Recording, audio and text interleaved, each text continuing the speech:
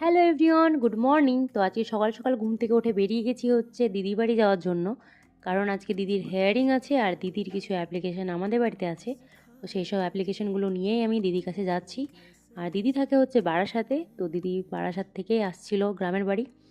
তো সেখানে আমাদের কাজ কমপ্লিট করে আমার সাথে একটা কেস হয়ে গেছে। তো ব্যাপারটা হচ্ছে যে আমি স্টেশনে এসেছিলাম ট্রেন ধরার জন্য। তো স্টেশনে এসে টিকিট কাটতে গিয়ে শুনছি যে ট্রেন মুর্শিদাবাদ অবধি আসছে না, মানে মুর্শিদাবাদ লাইনে ট্রেন চলছে না। তো যার কারণে আমাকে আবার বাস স্ট্যান্ডে ব্যাক করতে হয়। বাস স্ট্যান্ডে এসে দেখি যে কোনো বাস চলছে না মুর্শিদাবাদ আসার।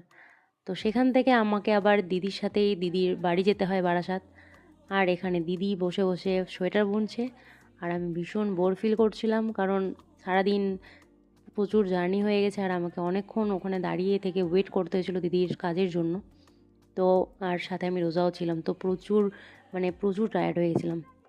তারপর দিদি বাড়ি এসে একটু খাওয়া দাওয়া করে ফ্রেশ হয়ে দেন আমি বেরিয়ে গেছিলাম হচ্ছে ভাইয়ের সাথে একটু শপিং করার জন্য।